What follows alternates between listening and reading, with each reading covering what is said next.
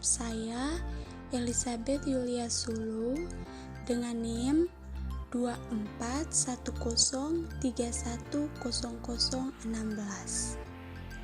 Jadi teman-teman, di sini saya mau menjelaskan terkait dengan mata kuliah fonologi selama 1 semester. Jadi mari kita simak bersama-sama ya. Baik, jadi pertama di sini saya mau menjelaskan terlebih dahulu terkait dengan pengertian fonologi.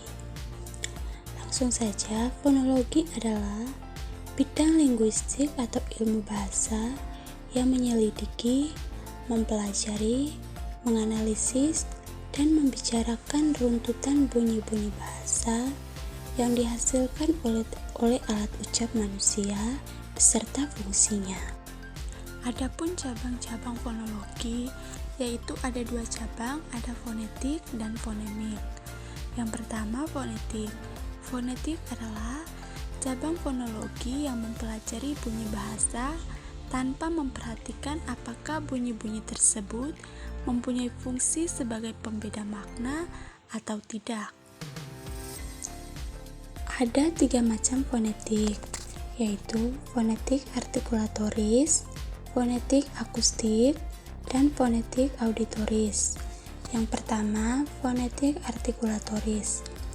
Fonetik artikulatoris ialah bunyi yang dihasilkan oleh alat ucap manusia, seperti pada vokal dan konsonan. Yang kedua, fonetik akustik.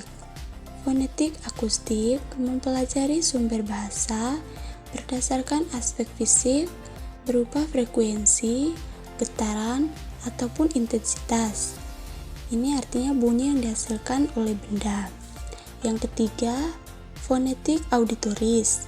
Fonetik auditoris mempelajari mekanisme penerimaan bunyi berdasarkan penangkapan indera pendengar kita.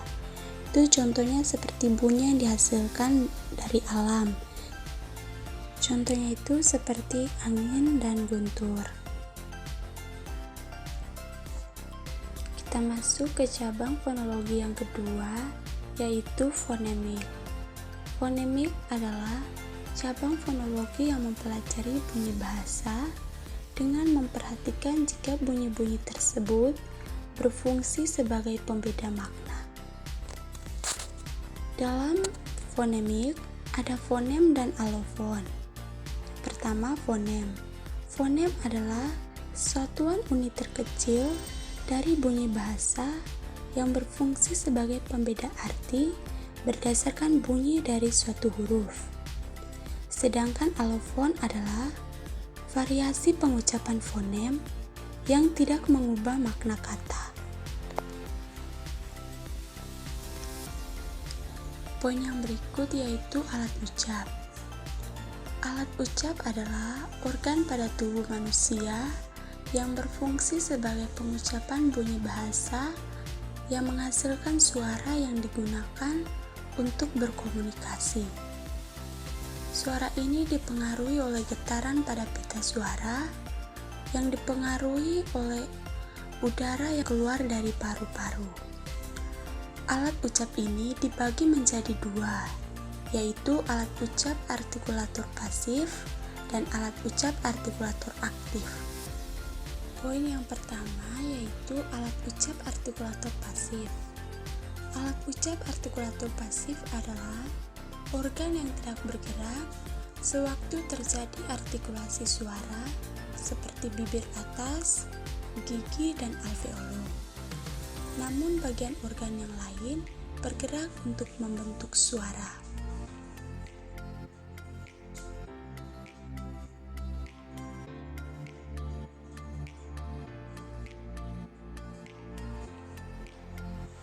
Berikut adalah contoh alat ucap artikulator pasif.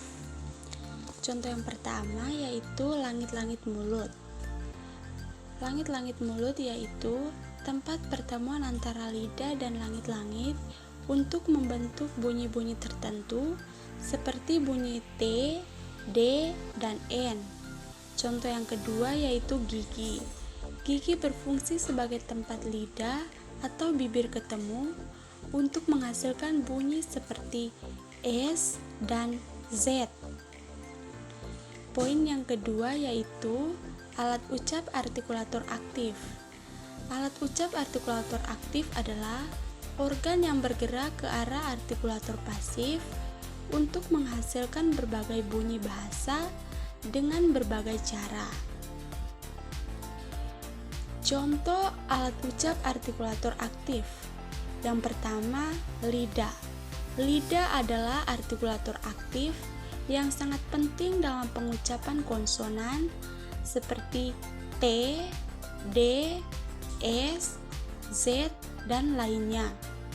Bunyi T seperti pada kata tangga yang diproduksi dengan ujung lidah yang menyentuh langit-langit mulut. Contoh yang kedua yaitu bibir. Bibir juga bisa menjadi artikulator aktif, misalnya pada bunyi P, B, dan M.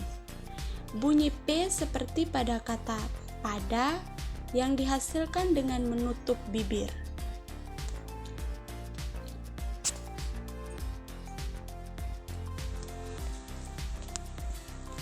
Berikut ada vokal dan konsonan.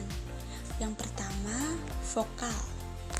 Vokal adalah bunyi bahasa yang dihasilkan dengan suara terbuka tanpa hambatan pada organ ucap seperti lidah atau bibir. Udara dapat mengalir bebas saat mengucapkan vokal. Ada 5 vokal, yaitu vokal A, I, U, E, dan O. Adapun vokal rangkap.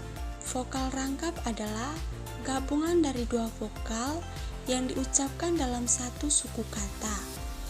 Contoh vokal rangkap seperti pada vokal A dan I dalam kata air, dan vokal A dan U dalam kata laut, dan vokal O dan I dalam kata Roy. Nah, yang kedua ini konsonan. Konsonan adalah bunyi bahasa yang dihasilkan dengan adanya hambatan pada aliran udara. Ada 21 konsonan, yaitu selain dari 5 vokal A, I, U, E, dan O. Yang berikut adalah intonasi. Intonasi adalah kerjasama antara nada, tekanan, dan perhentian-perhentian dalam kalimat. Intonasi ialah pola perubahan nada yang dihasilkan pembicara pada waktu mengucapkan ujaran atau kalimat. Berikut ada nada, tekanan, dan perhentian. Yang pertama nada. Nada adalah tinggi rendahnya pengucapan kata-kata dalam kalimat. Ada nada kasar maupun halus. Yang kedua tekanan.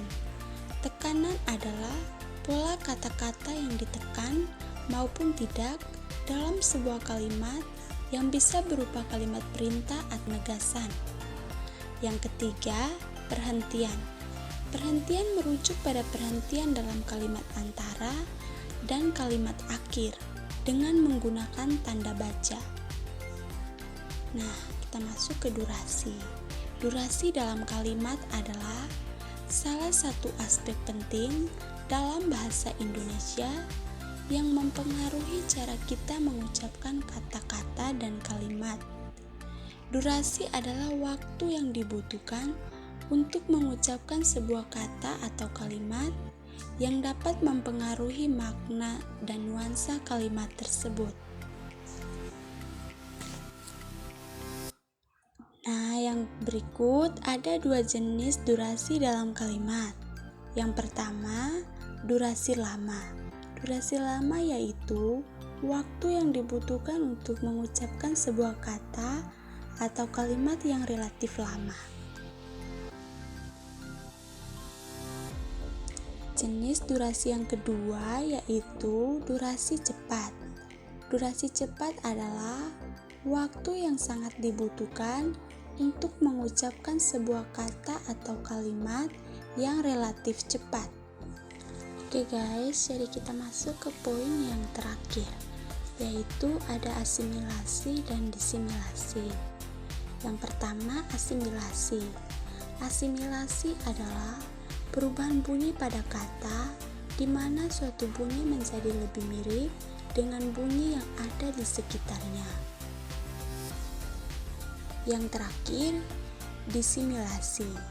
Disimilasi adalah kebalikan dari asimilasi itu sendiri, yaitu proses di mana dua bunyi yang mirip menjadi berbeda dengan bunyi yang ada di sekitarnya. Oke guys, jadi sekian video dari saya. Sekian dan terima kasih.